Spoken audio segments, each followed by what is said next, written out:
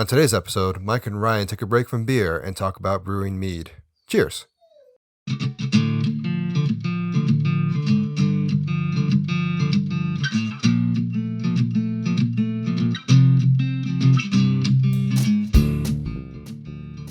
Hello, and welcome to another episode of the Brewthers-In-Law podcast, where beer is thicker than water.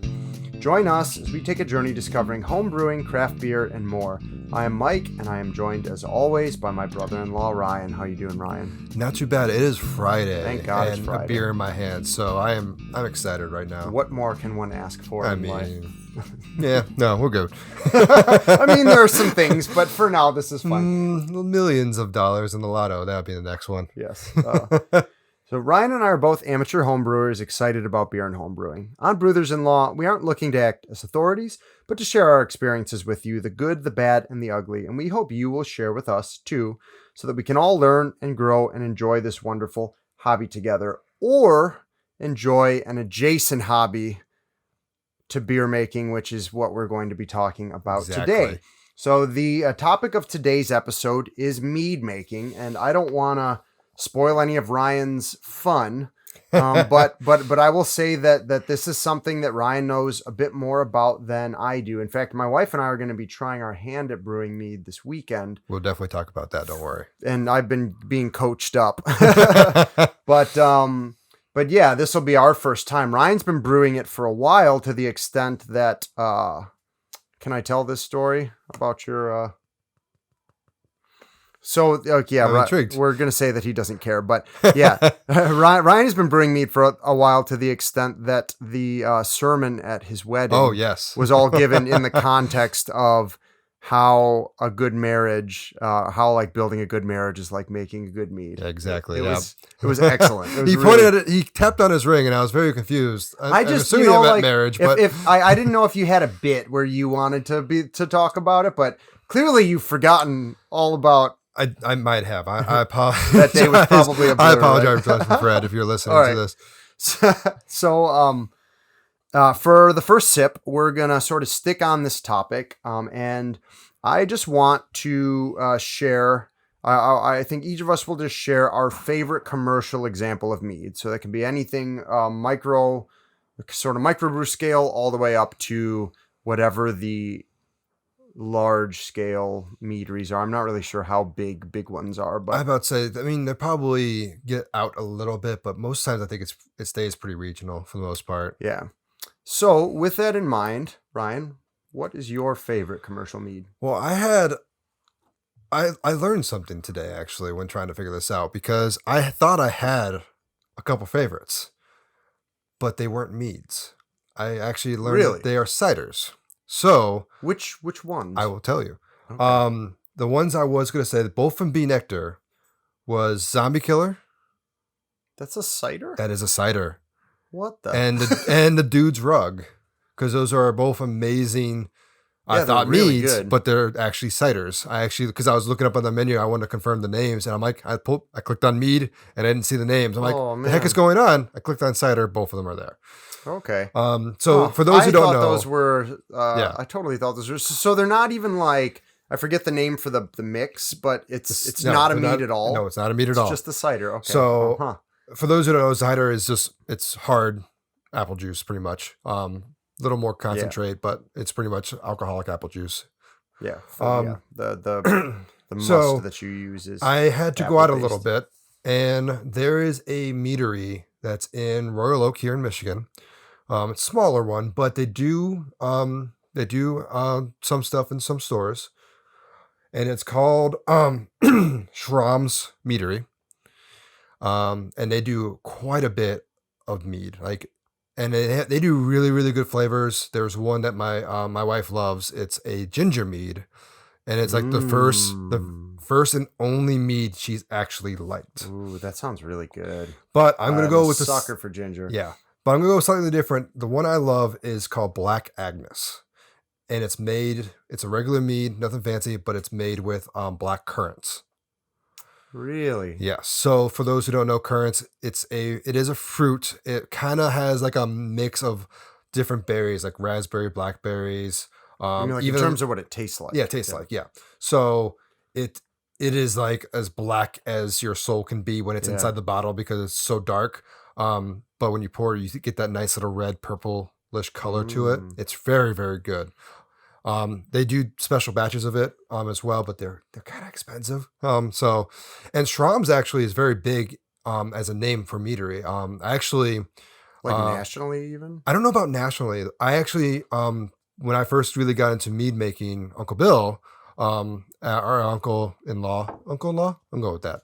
Uncle. Actually gave me a book from them, the guy who makes the mead there, on how to make mead. Like that was my tutorial cool. into making mead. So And he's he actually like, has a he's signed copy textbook of it. writingly Mhm. experienced. So, and Uncle Bill actually has a signed copy from the guy as well. Oh, cool. So he actually has met the guy. What about you? That's a great segue for me because said Uncle Bill, I assume, was part of recipe development for the meads that are made at Dragon Mead Microbrewery. I would assume he Warren. had a hand in it. And their cherry mead is bar none my favorite mead. They have some good it's ones. Really good. I've kind of like so in terms of one that's maybe a bit more. I know that Dragon Mead does not distribute their meads outside of their tap room. Mhm. So if you're in the Warren, Michigan area, it's in the Detroit area. If you find yourself there, can't recommend them enough. Huge selection of beers and meads, and obviously, full disclosure, it was founded by members of our family. So we we'll obviously always do a little drop in there. Are extraordinarily biased, but I do, so the first, there's a funny story. This is before Haley and I were even dating. We were still friends in college. We were study partners for this awful mechanical engineering class. And we started talking about mead because I had just seen remember that Robin Hood movie with Russell Crowe? Yes. Oh, so I loved that. So in that movie, yeah, they're like drinking mead out of these huge tankards. And this is maybe something that we'll get to a little bit later when we talk about the history and stuff. But I saw, they're like clinking these big wooden tankards with like the pewter tops together and drinking and sloshing. And I was like, that is so cool and manly. And I want to do that. And so I mentioned it to Haley because I, just watched the movie and she's like, oh yeah, my grandpa and uncle's brewery makes mead. And I went, oh my God, they do. And she's like, yeah, it's actually called Dragon Mead. And so that was why I really, really wanted to go there. So when I was 21 and I went to Dragon Mead, a couple, 2 days after I turned 21, after I'd recovered, I was like so stoked to have that experience. And so I ordered one of the meads and it came in this dainty little tulip, it was like not even the size of a wine glass. It was like 2 ounces of this dainty, almost white wine looking liquid. And I had it built up in my brain as this super manly drink. And I was really, really disappointed. And then I tasted it and it was amazing. They have one. I'm pulling it up right now just because I'm going to say the name properly because it's a Old great Guy name. Gunpowder Meth? Yes. They don't even have it up there anymore. Oh, that's sad. Yeah, that's a metheglin, right? Yeah, it's a metheglin. I'll explain what that is. Yeah, but it's got a nice little spiciness, like cinnamon and everything to it. It's really, really good. But so anyhow, to jump off the Dragon Mead train for a second, the other one I'd say is a runner-up, just for one that I think at least is available more nationally, is one called Viking Blood. Yes, that was actually my second up Blood, for that one. BLOD. Yes, I think with with 2 dots. Umlaut. Yeah, yes. with an umlaut. So I actually don't know in Norwegian languages how the umlaut works. I don't know if it's like German. So I'm just going to call it Viking Blood. But that is really good. And I think that same company makes like a hopped mead. Yes, they do. That's pretty good. Mm-hmm. But yeah, that was the first sort of non-micro mead that I really fell in love with. Yeah, that's a good one. And it's a really cool I think bottle. you can find that mostly nationally as well. I've at least found it all over Michigan. So yeah. Anyway, those are mine. It's a cool beverage, and I am going to, Ryan, sort of hand you the reins here because you again know a bit more about it than I do. So before I dive in, I almost forgot. I do have one listener feedback because I think it's my intro. We forgot the listener feedback. That tracks. No, that's fine. That's fine. No, because I remember because as soon as you went to the first, I'm like, oh crap, I forgot about it until I literally, but. I don't know who this person is. I don't know if you know who this person is. So this is actually our first one where we actually don't know the person. So I'm going to shout out to, and this is an iTunes review, so that's even better for us. Oh, cool. Yeah. Well, thank you very much. Yes, 5 stars. Beautiful stranger. This is Zakalak124. I don't know anyone whose first name is Zakalak. So there you go, or Zach. But he titles it "Great Podcast." He goes, "This podcast is so great. I myself am getting into homebrewing, and it is very fun to listen to. Keep going." Awesome, man. Yeah, Thanks. like I said, it's a lot of people. No longer a stranger. We now have a discourse going with Zakalak. We're gonna make a Discord. I've got to assume that that's his first name, Zakalak. I'm gonna refer him as Zakalak from now on. That's really great to hear. I mean, that's sort of the that's kind of what we're shooting for. So I wouldn't say that we're beginners, but we're certainly not too deep into homebrewing, either of us. We're amateurs. And it's great to hear that you're finding this podcast fun and approachable. And so glad to hear that you're listening. Feel free to comment again if anything piques your fancy. And now we're gonna hopefully pique his interest in mead. So I'm gonna dive into this. The history of mead. I'll do it pretty quickly. It's very interesting though.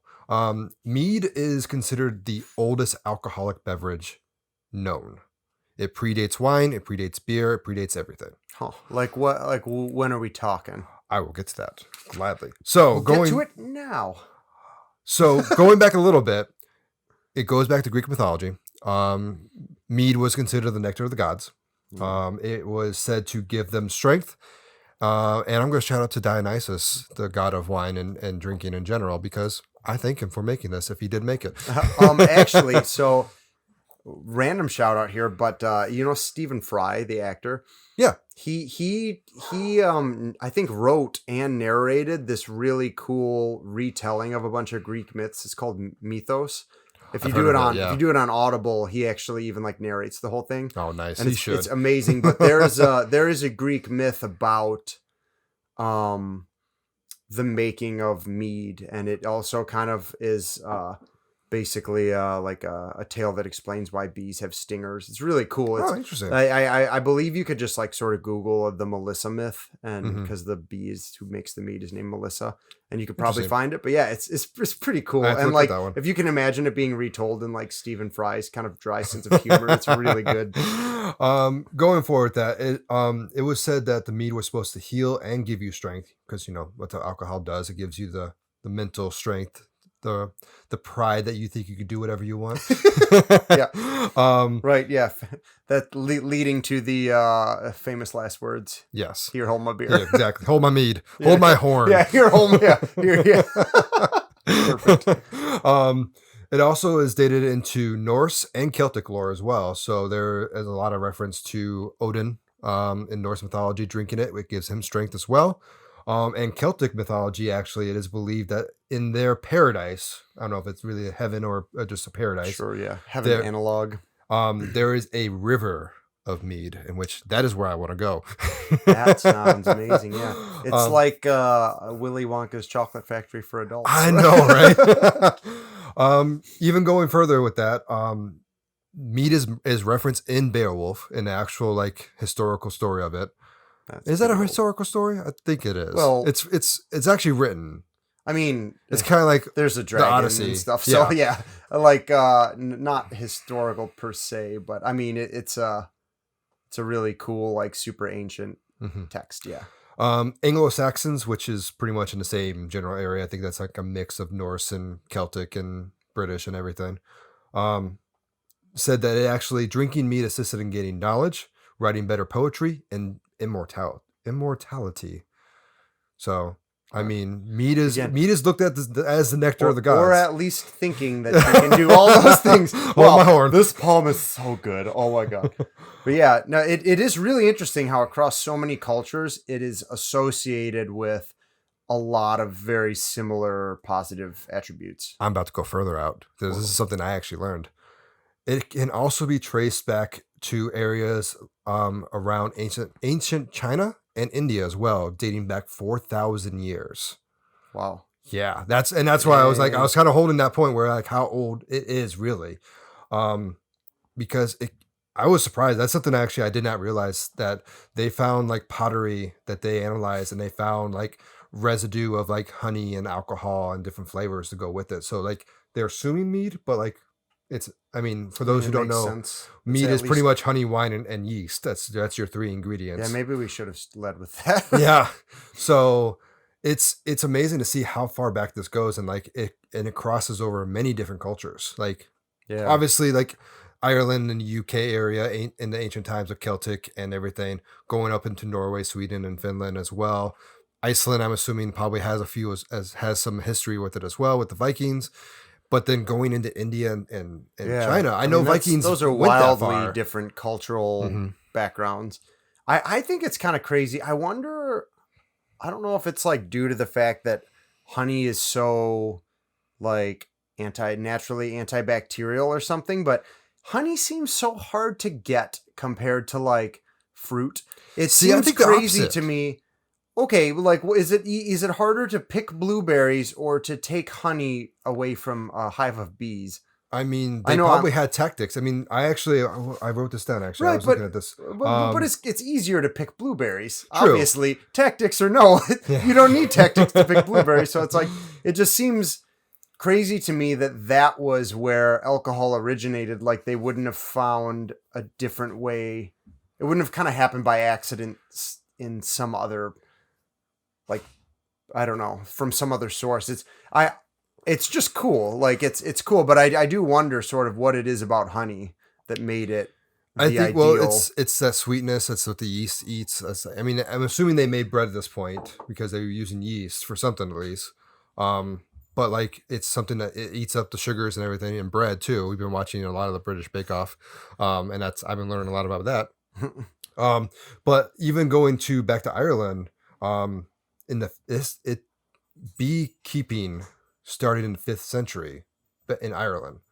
So the whole art of keeping bees to get honey dates back that far. Yeah. So, and that's how they got the honey, and then that's where we lead Mm. to getting our drunk merriment on in Robin Hood.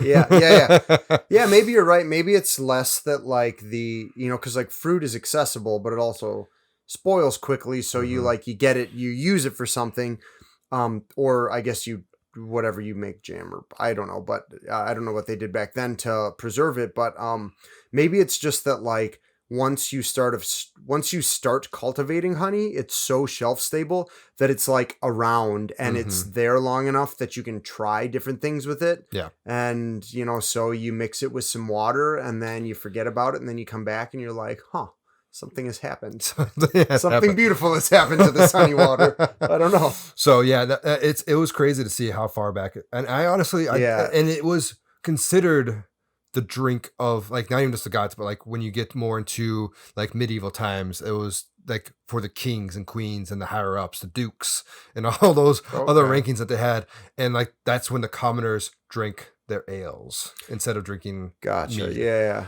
So it was right. So like even once other drinks were introduced, it sort of stayed on kind of the top of the pantheon of like bougie drinks for a while. I did see there was a lot of fluctuation. So like when beer and ale first came out, mead was still on top, but then like beer became more popular with all the different things that happened with it. So it from what I saw, it had its moments and peaks, like ancient Greek and Roman times, like it was peaking really high and it held for a long, long time. And then beer started becoming more popular and it just started tanking a little bit. And it was like a roller coaster for them. So, and even now, like it's trying to make a comeback, like it's trying to do more things, but it is expensive. I will say. I feel like there was sort of an upswing in a lot of like right now.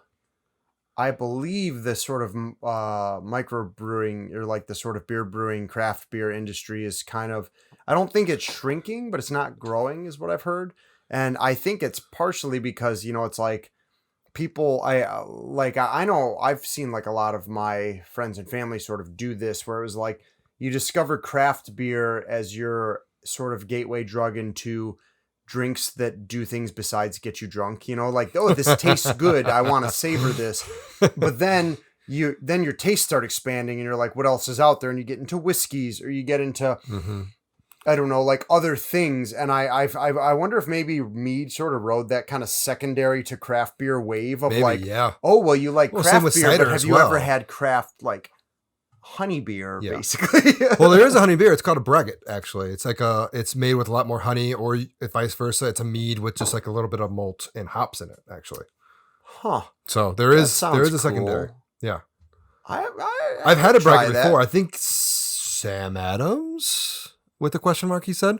I think Sam Adams has one, but it's hard to find. It's not like a thing they put out That nationally. sounds like a really interesting style for you to screw around with, since I you thought have about decent it. experience Yeah. with both. Mhm. Someday, maybe. Maybe someday. I think it could be cool because, like, mead, we haven't talked too much about the taste of it, but a lot of like it's often called honey wine. It's kind of It's literally light. honey wine. Yep. It's sort of it doesn't have the body of a beer. So if you could sort of preserve those flavors but use enough grain to give it a bit more body, that could be really good. Speaking of like calling it honey wine, there was one of my favorite. It's a movie that talked about it. We were talking about Robin Hood, but there was another movie called oh, I forgot what it's called. I'll come back to it. Robin Hood Men in Tights. No, it's it is a very different one than that. I will think of the name, but I'm going to describe it. So Antonio Banderas is in it. Slightly bad, but he plays an Arab man back in ancient times who joins a traveling with a group of Vikings that happen to end up in the Middle East. Because granted, that's probably their reach that they really wanted to. Yeah. He traveled with them up north to fight a battle and everything, and there was a big battle, and like they ended up losing. They fought him off, but like they lost a lot of life and everything in this battle. And one of the Vikings walks up to him and hands him a horn, and Tony Banderas' character goes, "I cannot drink anything with the wine because I did not deserve it." And the guy starts laughing at him, and he's like, "What? Why are you laughing at me?" "Honey. It's made from honey, so you can drink it. I don't care what sorrow you're in. Drink." It was like, it's one of my favorite lines of that whole movie, and it's just like, it just makes me giggle every time because I feel like there's a Viking thing to be like, well, shut up and drink. Right. Yeah. Well, right. Don't worry, we have found you a loophole. I think it's like the 13th Warrior is what it is. It's based off a book that Michael Crichton did, the same guy that wrote Jurassic Park. Okay. So it was very good. Movie, okay. Never heard of it. Book, very good. Okay, cool. But with that, I think that's a good history lesson on that. So let's take a quick break. Cool. Let's let the Overlord talk for a little bit, and we'll come back and we'll talk about how you make mead and a little bit of what I've done as well with different flavors. And mead is very versatile, so there's a lot you can do with it. So cheers. Cheers.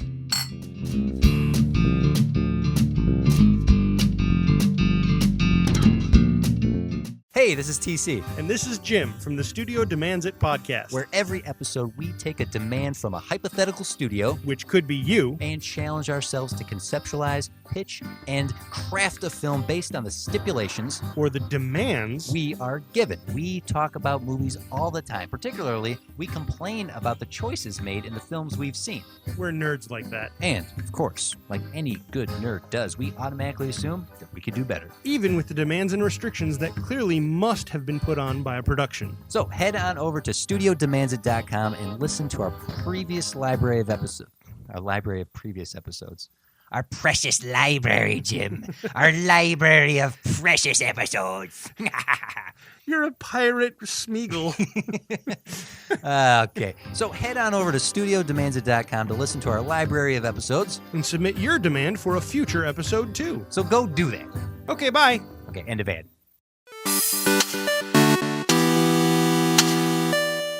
Welcome to our new podcast. Welcome to our new podcast. This isn't working. Agreed. I think we're going to have to do it turn by turn. Well, now that you mention it, we are a brand new RPG video game podcast. Our very existence hinges on turn-based gaming. So join us on the Turn by Turn podcast, where we'll be talking about Pokemon, Fire Emblem, Golden Sun, Shining Force, Mother, and so many more. It's your turn to come and join us.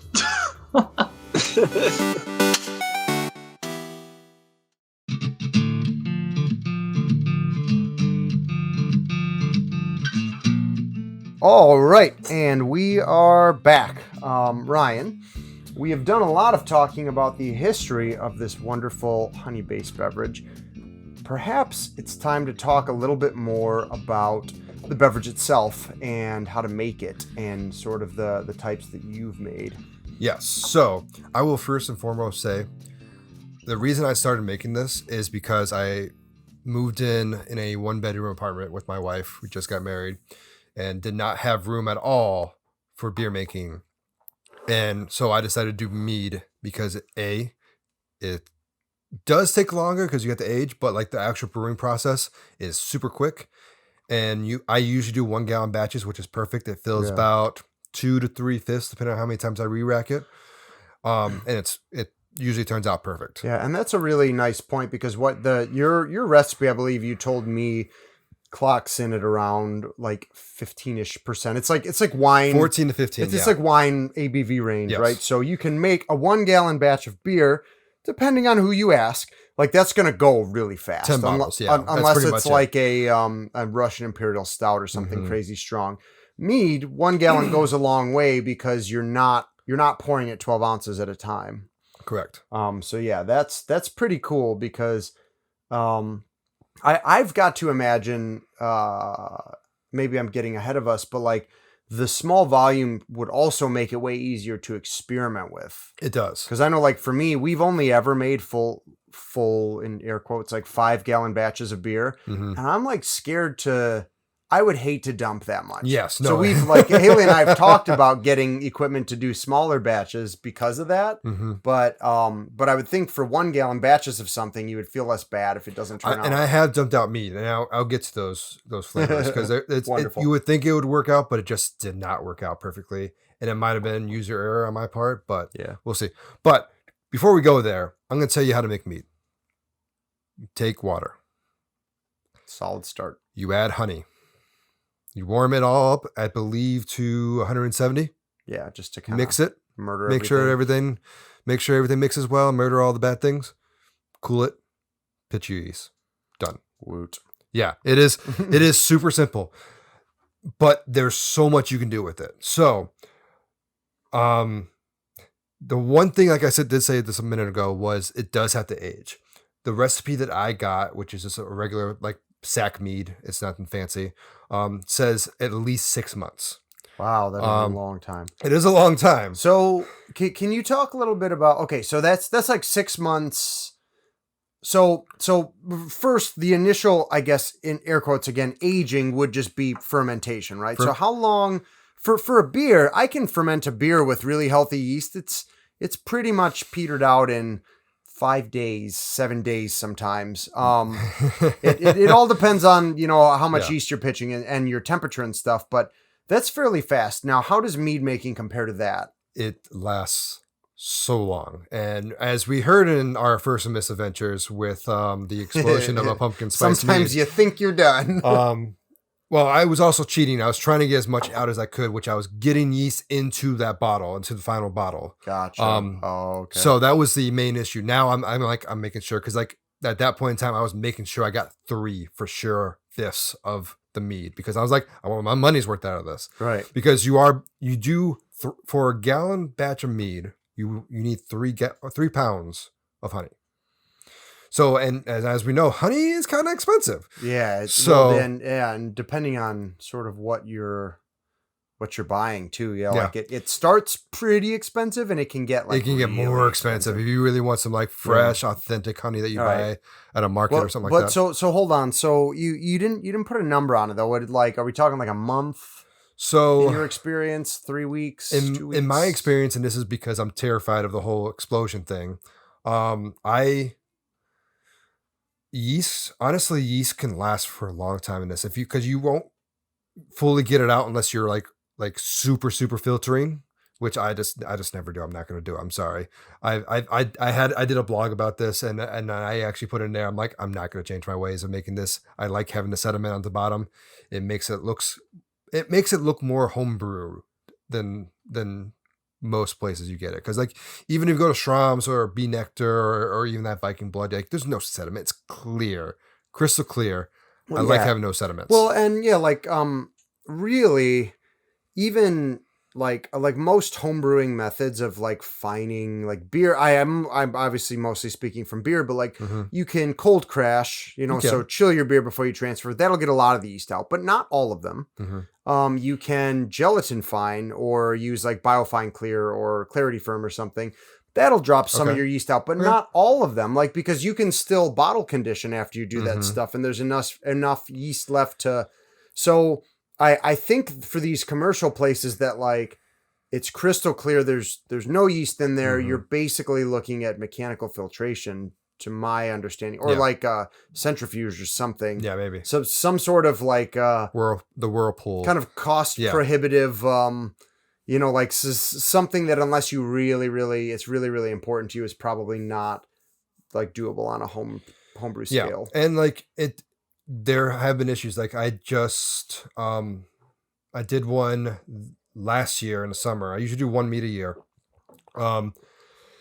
And I'll explain what it is later because it's a fun flavor. Actually, I was happy for this one, but I brewed it, let it sit for 2 weeks, let it build up the alcohol and everything else, get it up to the about 12, 13, 14, 15% that it usually gets to. And then I re-racked into my secondary, because you know me, I got to put my secondary flavors in there. When I put those flavors in, I let it sit, depending on how long, usually 2 more weeks. And then I re-rack it again, trying to get out as much sediment as I can. And then I let it sit there as long as possible to try to kill off, let the yeast just sit there and do whatever it wants to do. So basically you're saying like 2 weeks primary, 2 weeks secondary, and then months of extended aging. Yes. Okay. Gotcha. So yeah, and that way, fairly long-term process. And then I usually do bottle into empty fifths, usually like a Scotch bottle that I cleaned out thoroughly to get rid of that flavor. And the other reason I do that is because they have cork tops. So if there is a buildup of pressure, I've actually, the mead I just made, actually, I did get rid of a third bottle because I don't know if it was the bottle or what was going on. The 3 bottles I had, 2 of them were calming down perfectly fine. The third one just would not calm down. I would literally be upstairs and all of a sudden I hear pop, and I come back downstairs and it just pops the top off. And like the other 2 are perfectly fine. So I'm like, you know what? I have 2 full fifths. I'm good. I'll just dump this out. I'm not going to deal with this right now. You know what? Screw you, third fifth. I don't need you. But so going back to like the mead making, like you do have to let it age. You can drink it right away. It might taste good depending on what flavors you do and what like everything else. But it just tastes better the longer you let it age. Right. So what sort of is it like? Kind of yeast, like fermentation flavors that are settling out? Is it just that it's sort of like the alcohol is mellowing over time? Like what in your tasting experience, what is the difference between like a fresh mead and is it like a sharp, like an sharpness, an alcohol bite? So yeah, it's exactly what it is, because you are drinking 15%, whatever it is at that point. So yeah, you want it to mellow. I've had like young whiskeys. Yes, I was going to say whiskeys are great example. And I've even had like Haley and I have talked about it with some of like Dragon Mead's stronger beers that like she finds like Sin Eater, like a 10%. It's basically like a dark Belgian triple, which I know sounds idiosyncratic, sounds like a lot. but she's noticed that like she can tell when there's a fresh keg on because it's got that kind of sharpness. And it fades a little bit, and she likes it better once it's been sitting for a bit and it's mellowed. So even in beer, that can happen for higher ABV beers. That makes sense. Yeah. So, and I can even point that at you. You had one of my first few batches of doing one of my meads, an Elderberry Fig mead, which I'll get into. Oh yeah. And you had that, and that lasted you a long time. You said every time you cracked it open, it just tasted smoother and smoother. Yeah. Well, yeah. Let's save that conversation for because I see that there's a bottle of it and 2 glasses sitting here, so I assume I'm going to get to have. You're going to have a little bit. We can talk about that then. So going with that, so mead by itself, it's very good. You got a nice sweet flavor. Depending on your yeast, the yeast can affect it, but for the most part, you're going to get a nice sweet honey flavor out of it. But you can do different things to manipulate the flavor. So we did talk about that old gunman, gunpowder, whatever it is. Old guy gunpowder meth. That is. So one is called a methylagen, which is a mead that's made with spice and herbs. So you can do cinnamon, you can do basil. Like there's a ton of different flavors going in there that you can do, and it's gonna change your flavor completely with it. Okay, so if you were to use you've talked at some point about, I think you may have even tried at some point making like a green tea sort of a mead. So would that be considered a spice? Or I believe so. I would probably put it as a spice. Okay, yeah. I was curious sort of where that where that boundary lied. So is for metheglins, like it's a spiced mead that covers a wide range of things. Is there kind of like a classic spice blend that is used in those? A lot of times cloves. Okay. Cloves and cinnamon is a very common one to have. I actually have behind me, it's finishing up. I'm about to bottle it to go into his aging process. A pumpkin spice mead, which is definitely a methylagen. It's literally cinnamon, nutmeg, and allspice. That's all it's in there. That with honey sounds amazing. I'm it is very good. It is very good. So it's going to sit. It'll be ready. Actually, might be ready for the cottage when we go up there. So we talked in our pumpkin beer episode about how a lot of these beers don't necessarily have pumpkin. Yep. It's not like they have pumpkin spice beer. It's like pumpkin spice beer, where it's like you're taking all the spices that are used with pumpkin. So that's what this is, that's right? Literally There's no what pumpkin it is. in No pumpkin in it it at all. It's the associated spices. It's like the pumpkin pie. That sounds amazing, and I'm excited to drink. Well, that's the one that exploded on me, if you remember. So hopefully this batch goes. I see you've left the bubbler on. Yeah, the bubbler's on. It's honestly been sitting there for about at least 2 months. Okay. So that I brewed it right after Christmas done, because hopefully. I got one of my new toys I wanted to play around with. That shows you how many bubbles happen per minute, and it kind of estimates the alcohol level. It was not correct. A mead that has previously exploded sounds like a perfect thing to test Yes. that piece of gear on. So we got the spice and the herbs. The next one is a sizer, which is what you thought Zombie Killer was. Yeah. So a sizer, actually, instead of using water, you actually use apple cider. So it's slightly different than a cider. You're still pitching the yeast and everything else. I guess it's slightly different. They don't consider it cider. It's either a cidered mead or a honeyed cider, depending on how you want to look at it. Yeah, it's like basically you're using both apple juice or apple cider and honey. Yep. I've done that before, actually. I believe I've had a sizer or two, and they are really They're very good. They're well done. Actually, the first time and this might be the difference maker. The first time I made this pumpkin spice, I did it as a sizer. So I did apple cider with all the things. So that might make the difference. So hopefully it doesn't explode on me. Hopefully not. Because that'll be less sugar. The next one is a very common one. It's called a melamele, which is your typical fruit ones. So adding mango, adding raspberry, adding currants, adding interesting. Berries So any fruited mead, that's what a melamele is. Yep. Okay, I've heard the term melamele. I never actually knew that was what it meant. So that's like that applies to a fairly. That's probably 75% of your meads. If a traditional mead is just honey, water, and yeast, I don't really know how many of those I've ever seen. A lot of meads that I've seen commercially are, I think, melameles. Cherry is your most common one. Oh, but it's because it's so so good. good. If you use like those, like the tart pie cherries too, oh my God, it's amazing. Berries are very common too. Raspberries are very common. Blueberries and stuff like that. I can see that. Other things that you can do as well is actually adjusting your yeast. So I pretty much bought like a super pack of of dry yeast, a bunch of packets of them, and that's what I was using for the longest time. I don't recall what it is off the top of my head.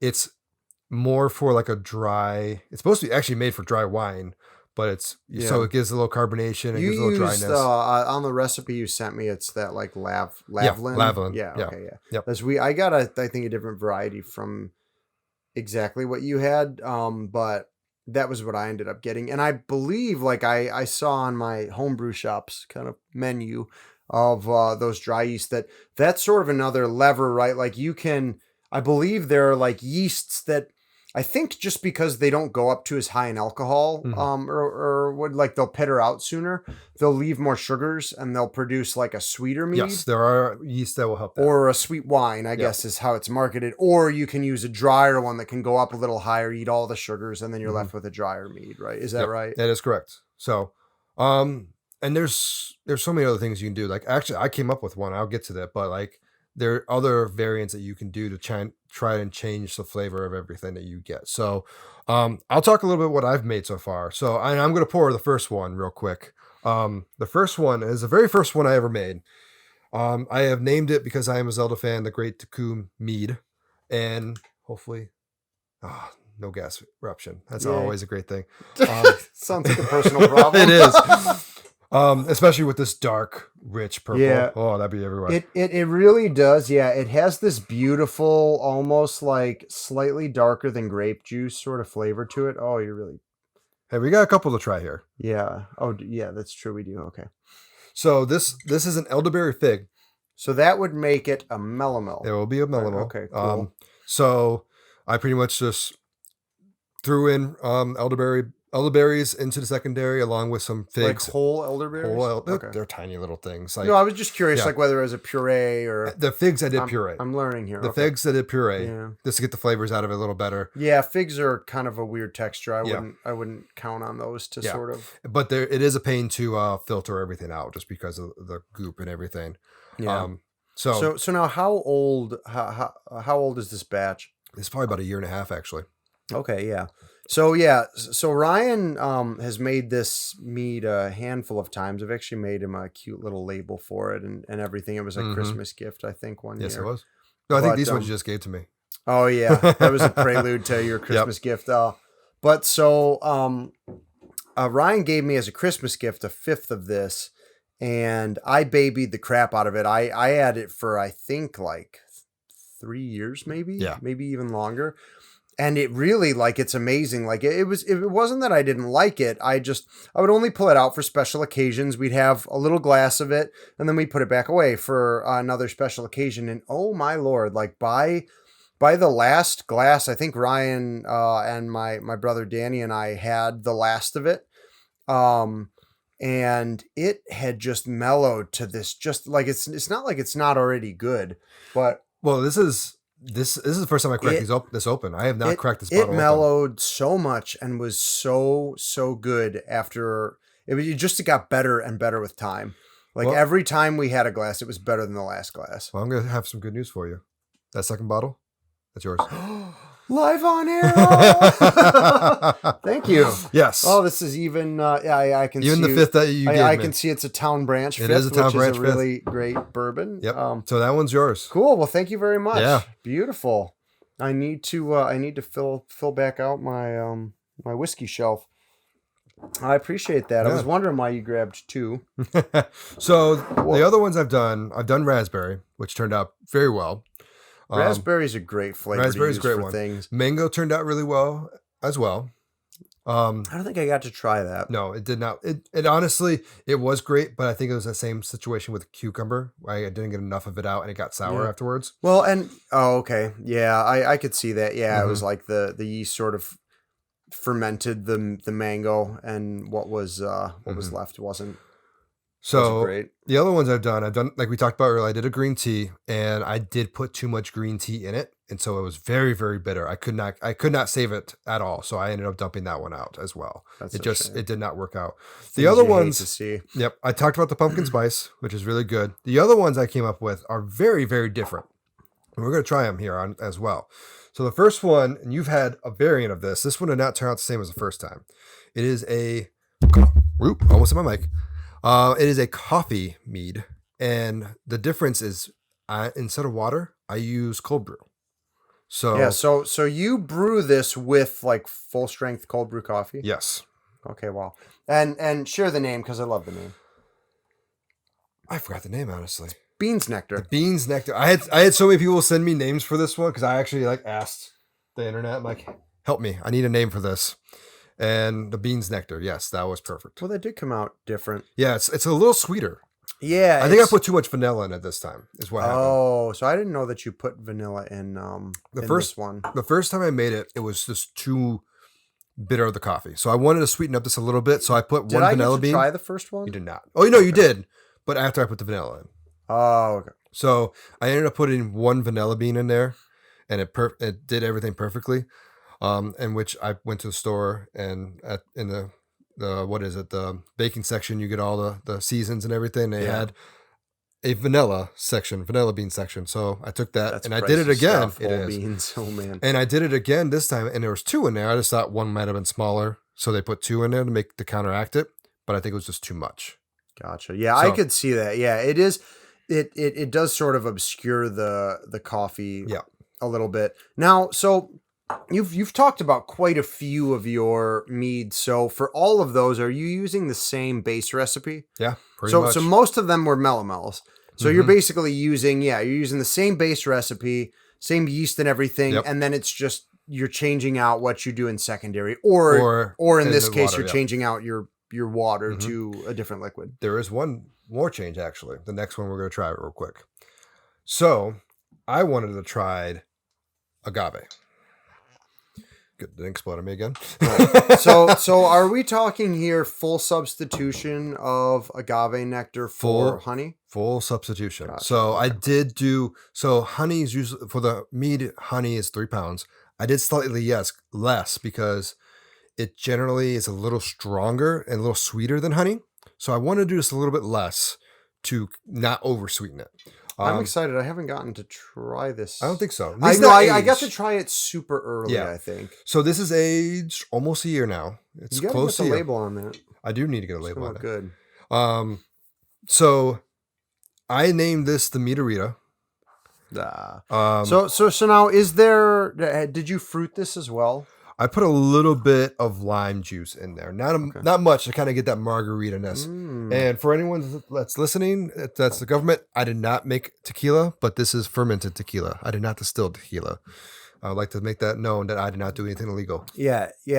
Fermenting agave does not a tequila make. Oh my god, it really does have that margarita. I feel like this obviously. So we're sipping these out of a rocks glass. And very small pores.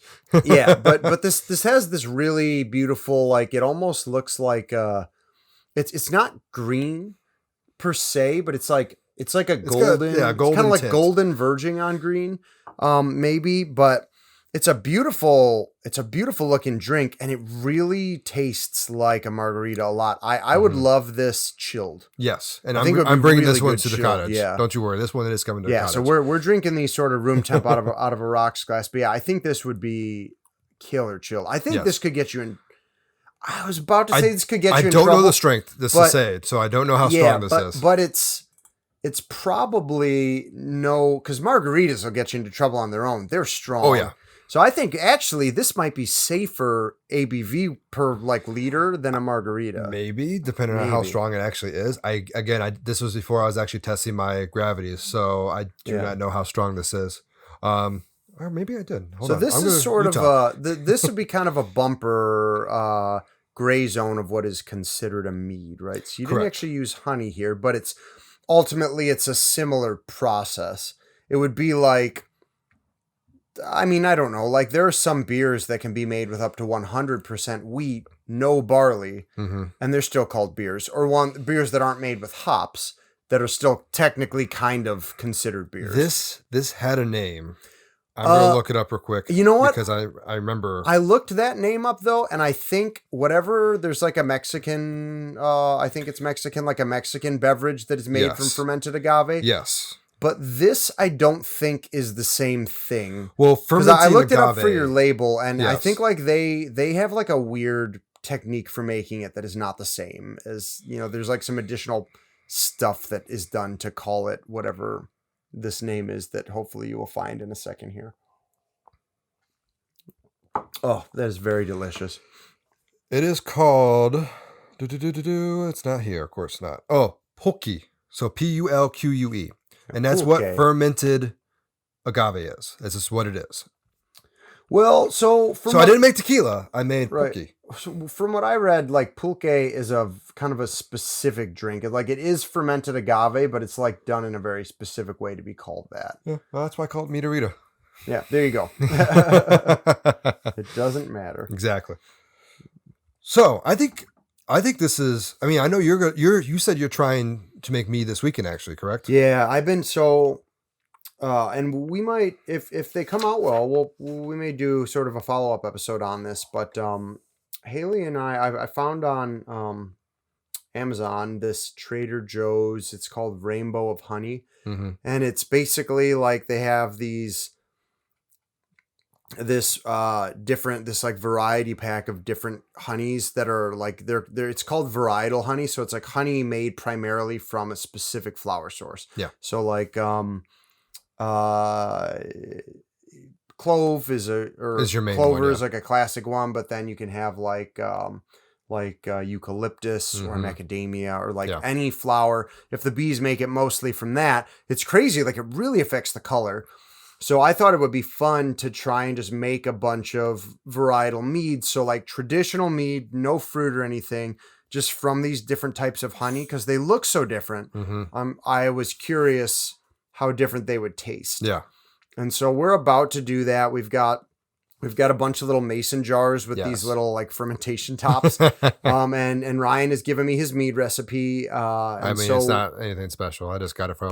We needed it came from the kit. We needed a tried and true starting place. Sure. So yeah, so we're gonna try that this weekend. Again, it's gonna be subject to extended aging. These are gonna be kind of super micro batches. Like maybe either a quart or like a half gallon each. Yeah. I remember we were talking about depending on the strength we want to make it. But yeah, look forward to maybe more info on that. If you never hear about it again, assume that it did not go well.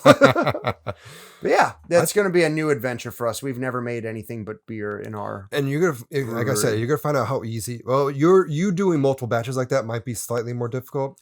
But like making mead in general is a super looking easy. at it, it's at least a faster process than beer making. That's for sure. And I will say, like, because it's only a gallon, it chills super quick.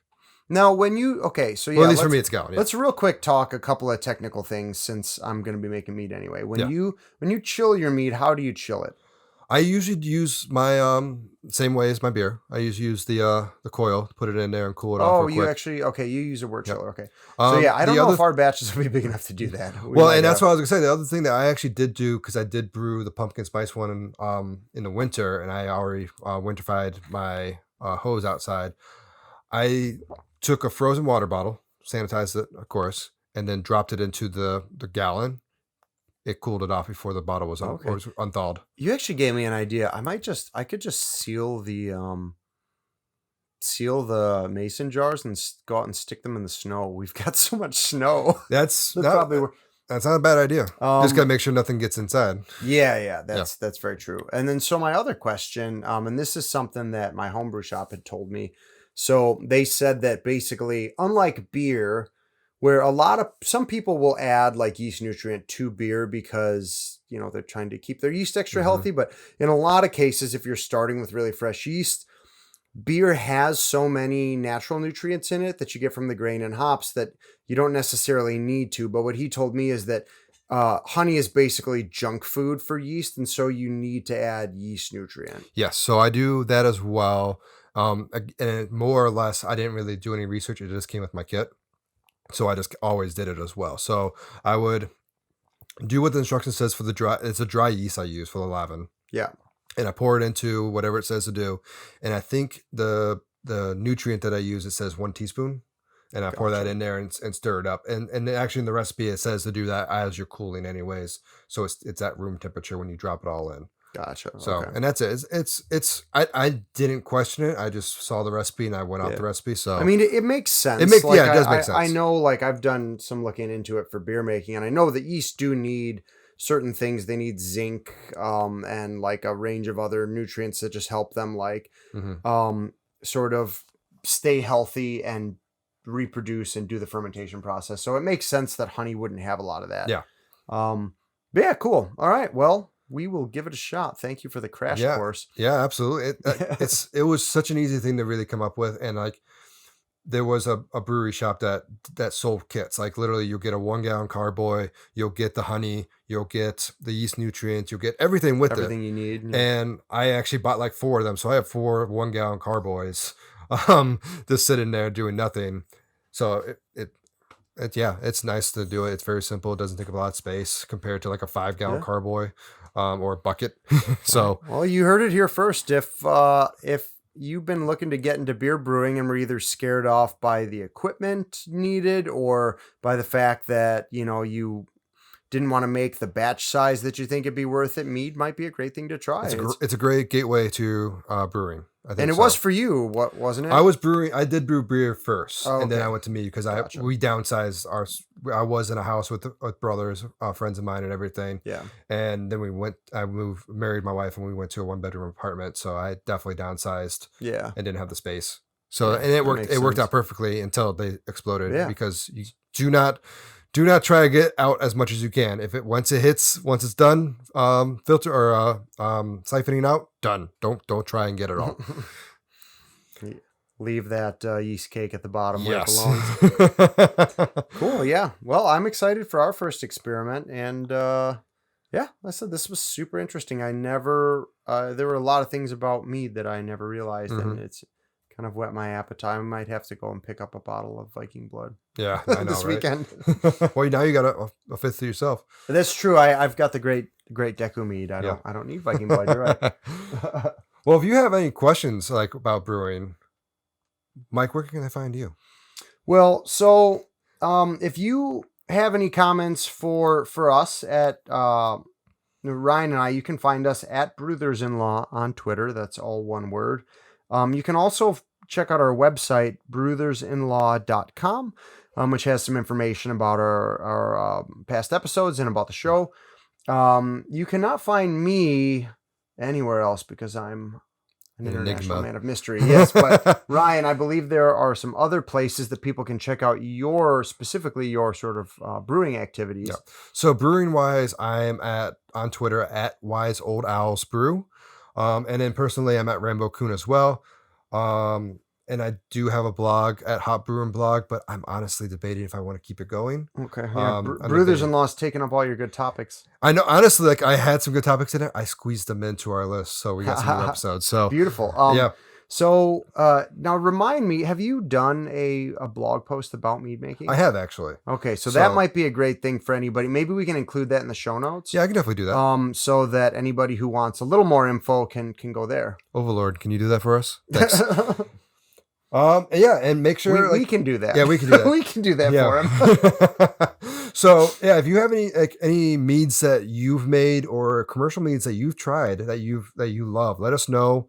You can also find us on iTunes, on YouTube, Google Podcasts. I think is what it's called now. I know it's Apple Podcasts. I always called this podcast in general. Yeah, they changed the name. They changed the names trying to be fancy. But make sure you do let us know what you think of the episode. You know what think they of the show. really need to call their podcast service? iPod. They already took that name. Come on, that was good. But yeah, if you have any comments of the show or any thoughts, make sure you rate us on any of those places that you listen to. It helps us with algorithms to get up there a little bit more. And until then, I think this is it. I think this is it. Cheers. Cheers, guys.